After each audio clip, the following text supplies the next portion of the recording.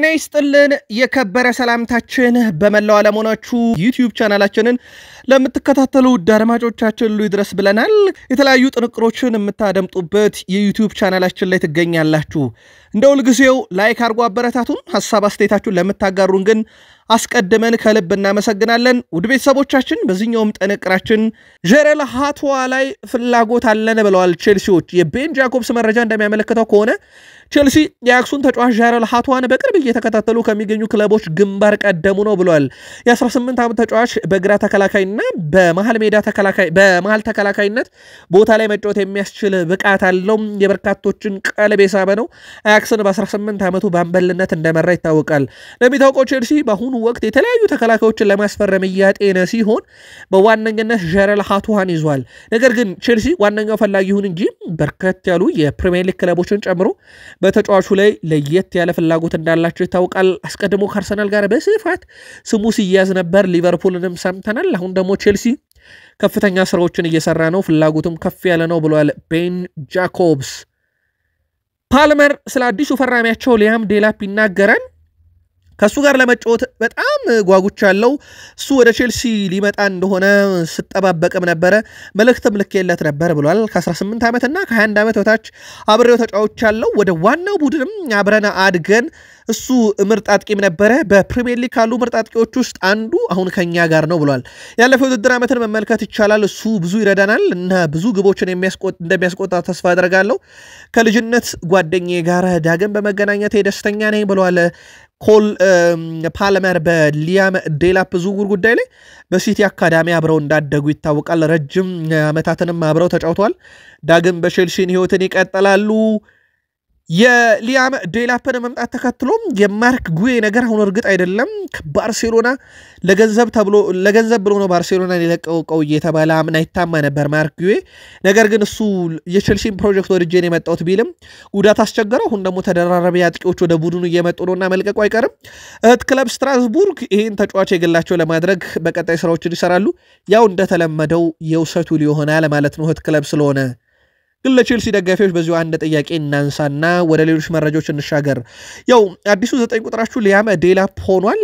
ከዚህ በፊት በቼልሲ መለያ 9 ቁጥርን ከለበሱት እነ ፒየር-ኤመሪክ ኦባሜያንግ፣ ሮሜሎ ሉካኩ፣ ታሚ አብርሃ፣ ጎንዛሎ ሂጌን፣ አልቫሮ ሞራታ፣ ራዳሚል ፋልካኦ፣ ፈርናንዶ ቶሬዝ፣ ፍራንኮ ዲስታኖ ወይም ደግሞ ስቲቭ ሴድዌል የትኛው 9 ቁጥር ላይ ነበራችሁ? የትኛው 9 ቁጥር የናንተ መርጦ ነበር? ሊያም ዴላፕስ የነኝን 9 ቁጥር አልጋ ወራሽ ሆኖ በቼልሲ የ9 ቁጥር አብዮትን ዳግም ይመልሳሉ ወይ?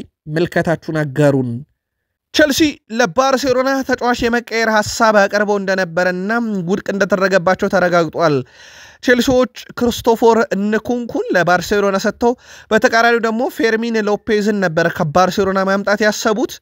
ነገር ግን ባርሴሎና ጥያቄውን ወዲያ ውድቅ አድርገውታል። የክርስቶፈር ንኩንኩ ፈላጊ ያለመሆናቸውን ተከትሎና ፌርሚን ሎፔዝ በክለቡ የሚቀጥልበት ሰፊ ድል እንዳለም ጠቁሞ የቼልሲን የዝውውር ዕቅድ ውድቅ ማድረጋቸው ይፋ ተደርጓል።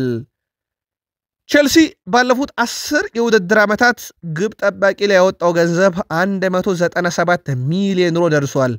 ውዱ ዝውውር ደግሞ የኬፓ አሪዛባላጋ ነው። ከቢልባኦ ወደ ቼልሲ ሲመጣ 80 ሚሊዮን ዩሮ ወጥቶበታል። አሁን አርሰናል በ5 ሚሊዮን ዩሮ ሊያስፈርመው ከጫፍ የደረሰው ግብ ጠባቂ ማለት ነው። ፊሊፔ ጀርገንሰን ወደ 24.5 ሚሊዮን ዩሮ፣ ከዛ በኋላም ሜንዲን ወደ 24 ሚሊዮን ዩሮ ወጪ አድርገውበታል። በአጠቃላይ በነፃ ያስፈረሟቸው እነ ኤድዋርዶ ዊሊያን ካቢያሮ፣ ሮብ ግሪን እና ማርኮ ቦንቲል የተባሉ ግብ ጠባቂዎችን በነፃ አምጥቷል። ከዛ ውጪ ግን ወደ 7 የሚጠጉ ተጫዋቾችን በ10 ዓመታት ውስጥ 197 ሚሊዮን ዩሮ ወጪ አድርጎባቸዋልና ቼልሲ ግብ ጠባቂ ላይ በጣም ወጪ የሚያወጣው ክለብ ሆኗል።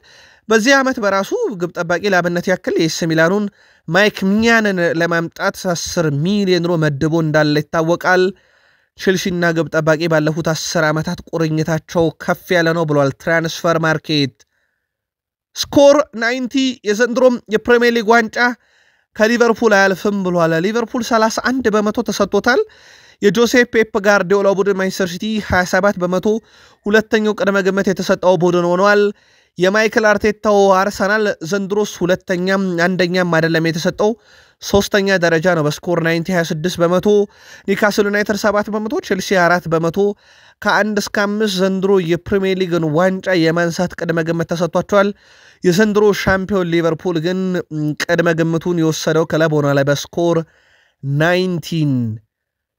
የቼልሲው ፓልመር በሲቲ ቤት ስላነሳው ግዙፉ የአውሮፓ ሻምፒዮንስ ሊግ ዋንጫ ተጠይቆ ነበረ። ዋንጫው ትርጉም አልባነት ተናግሯል።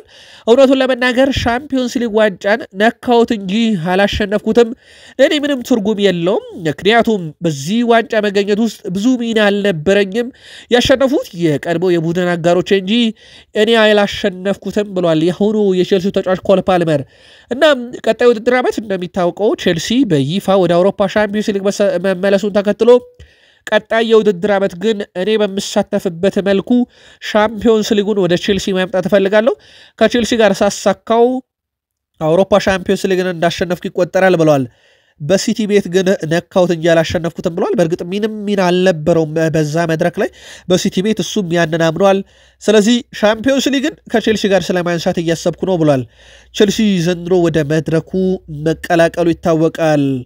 ዩቲዩብ ቻናላችን በዚህ ሰዓት መርጠን ያሰናድላችሁ ስፖርታዊ ጥንቅራችን ይህን ይመስል ነበር። ከጥቂት ደቂቃዎች በኋላ ሌሎች ተጨማሪ መረጃዎችን ይዘን እንገናኝ። አሁኑን አበቃን። ሰናይ ጊዜ